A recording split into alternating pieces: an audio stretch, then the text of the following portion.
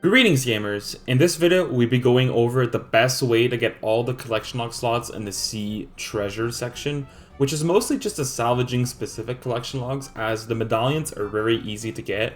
If you follow the OSRS wiki, they basically give you the information on how to get all 8. But this video will be focusing on the salvaging from all the tiers, starting from the easiest one all the way up to the max.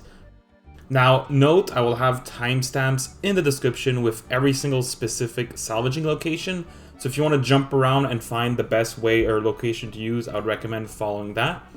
And also, likewise, I'll be showing the best options, which contains some double spots, even a few triple spots. So please don't forget to like, comment, subscribe. This video took a long time to make. Peace out. There are a total of 9 collection log slots that are available here, but there are also additional clogs that are more rare if you get lucky.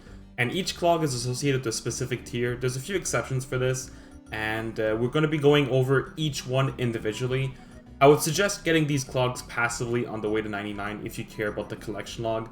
However, if you care about maxing or specifically skilling, you can come back here later on with a better hook or crewmates. For now, the general requirements I recommend is to have the large boat, ideally, or the middle boat. And the sailing level varies from level 15 to 87, so you can really do this at any point you'd like. 2 hooks is ideal with at least 1 crew member, but ideally you'd want to have 2 crew members. You definitely need a salvaging station. That's like one of the biggest requirements here. I would actually not bother going for these collection logs until you get that salvaging station, which is a pretty low requirement. Likewise, if you're willing to sweat and do some tick manipulating, you can bring a knife and a teak log. However, that is not necessarily required. In terms of how to do this, there's 3 different options, and depending on how AFK or active you want to be, you can swap between the 3. The first option is having both crewmates operating the hooks, and then you simply just AFK and salvage whenever your cargo is filled. This option is amazing for AFK, and it's less XP and much slower, but it's also mobile friendly. I've been doing this personally to get the collection logs on mobile, so that way I can AFK on mobile for 30 minutes and then clean my entire cargo and repeat that cycle. Alternatively, you can have one crewmate operate the hook while you operate the other. This gives you more XP and more salvages per hour. It's a good middle ground in terms of AFK-ness and chill. However, if you really want to sweat, I would recommend bringing a knife and a teak log and doing the 1.5 tick action salvaging hooks. Now, this is very click intensive, not something that you can necessarily maintain for long hours, but one nice thing is you do get breaks. When you're cleaning the salvaging, you can actually have your crewmates operate the hooks, and that's very chill, gives a little break to your wrists, and doing that back and forth, doing the cycles pretty nicely, and it got a nice rhythm to it. I've been personally enjoying it, doing it here and there. Now here's a table that I made with drop rates and each unique. Now you want to fill them up ASAP, and I would always suggest doing the highest level possible you can and then train your way backwards. But obviously you can do whatever order you prefer. The sailing amulet is considered a 0-time item. I have it not included in this table because you can get it from every single salvaging location, but once you get it, you cannot get a second one. So that's why we're missing data on the higher level tiers, but it must be insanely common. If you don't get this by green logging all the other items, that's like a crazy lottery level of... Okay, so for the small salvages, I would recommend going right here near Shipwreck Cove. It's actually basically southeast of the current woodlands. That's how I get here. There's 3 spots, and they're all next to each other. So if you stand in the middle here with the boat, you can literally perma AFK here. The experience is extremely bad though, but it's all good. It's really good to AFK, and it's the best spot by far. Now, I just want to note, it's actually really hard to set this up properly. Like, you have to be at a certain spot, and I would recommend just going back and forth and keep trying to set it up until you get the perfect spot. So you see here, I have the perfect spot. It actually gets everything, all 3 of them. And yeah. For the Fisherman Salvaging, right south of Catterby, I think this spot is better because there's actually more people AFKing here. So better odds that it turns around, and I'm basing between these 2. So actually a pro tip, if you have friends, which I mean I don't, but I have other cloggers that are willing to be more efficient. But anyways, if you have friends, you can split, have one friend at the double spot and the other friend at the other spot. And this actually alternates properly and you don't have to hop worlds. It's pretty nice. Definitely would recommend doing that if you can. So for the Barracuda Shipwrecks, I actually recommend this spot. It's southwest of the Pandemonium. And there's a double spot here, there's a double spot there. So as long as people spread around, it's actually really AFK. And yeah, that's about it.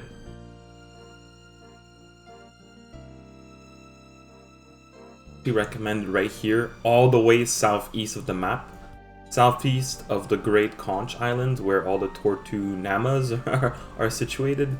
There's a double spot right here. It's actually by far the best spot I've found. And as long as you have someone that goes around and kills the other ones to make it respawn, it's perfect. If not, you can just hop worlds. This is pretty chill. I actually really like this one. And yeah. So for the pirate shipwrecks, it's actually a little bit more complicated, but it's actually just south of pest control. There is a double spot right here, but you do have to wedge yourself in between these two rocks. You can see this guy here just did it. But basically what you do is you can get yourself a little boost going a little bit further back, and then try to wedge yourself in there. So if I go ahead and set my sail, and you try to turn and rotate yourself so you can get in. And it takes a little bit of goofing around to get in. See here, I was not properly aligned. And then what I'll do is I will try to reverse and try to line myself up to go in between these two rocks a little bit more. How about like this? And then just plow through it. Don't even worry about it. It should stop you. And there we go. And this double spot is very chill. And yeah, that's this one. That's for the pirate shipwrecks. So for the mercenary shipwrecks, you actually want to be southeast of Sunbleak Island. Now the downside about this section is actually the paint.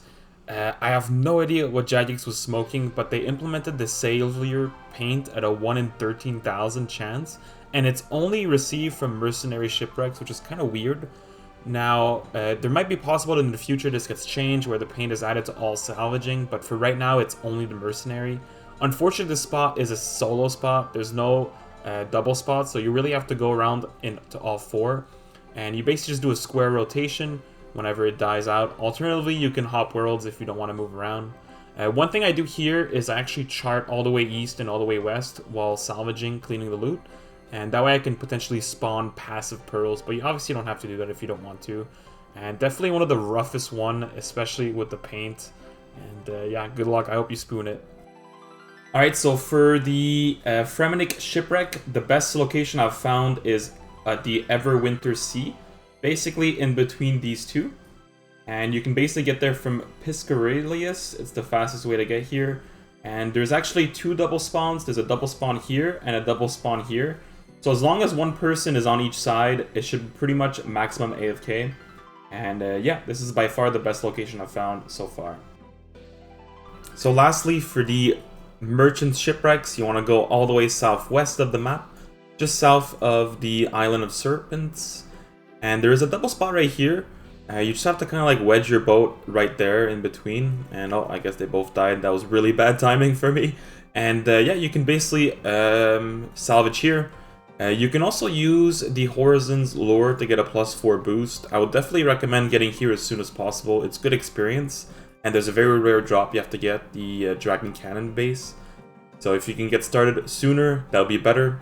So I do want to add a few things here. The Dragon Cannon base is a 1 in 18,000, which is absolutely absurd. And hopefully it gets patched or buffed in the future. But until then, I think we have to suck it up and do it. The Dragon Nails is basically 0 time, same as Dragon Cannonballs, which is why I don't really mention it too much. And now this spot is kind of janky. If you want to do 1.5 tick, you can't actually do it in the middle. So the way it works is your crew members have 1 extra range when salvaging as opposed to you. So in this case here, I could do 1.5 tick because they're both currently on. But if I wanted to 1.5 tick and this one died, I'd have to rotate my boat a little bit towards it and then rotate my boat back. You can do it by standing more on the northern side. And another risk too, there is a shark. And sometimes a shark can come on over here and attack you. So if you stay more south like this and there's other people here, you'd be fine. But if you're more north, like this guy here, he might be at risk of getting attacked from the shark one day eventually, so just be careful for that. And yeah, it's kind of annoying, honestly. I'm not a fan of this spot, but it works well for AFKing, and I think I'm just going to AFK it. It's so many hours to get a Dragon Cannon base that you may as well just AFK it slowly over time. And the experience is pretty good. It adds up. See, I've gone 83k per hour over the last like 6 hours today, which is pretty nuts. Alright, so I want to go through some interesting math here. So I basically tabulated the expected XP if your crewmate salvaged and you cleaned, which is the crew XP, or if you solo salvage and then you solo clean, like if you're 1.5 taking. And there's a variance in XP because if your crew catches a salvage, you get less experience. And now what I did is I took the average of both, so assuming you do like 50-50, which is kind of realistic because you might 1.5 take some and then AFK salvage while your crewmates capture more. And you can see it's just under 8 mil XP going for all these collection logs, which is pretty crazy. Like over halfway to 99 is just straight up from salvaging. Most of it comes from the Martial Savages and the Opulent Savages because of the paint and the Dragon Cannon base. Those two are very rare. So obviously if you go dry or spoon those, it can definitely change. Like for example, if you go over 2 or 3 times dry for one of those 2 items, you can easily get straight to 99 just from salvaging, which is pretty crazy. And definitely something I'd recommend banging out as soon as possible for this reason. And I hope this table proves to be useful for you. And yeah.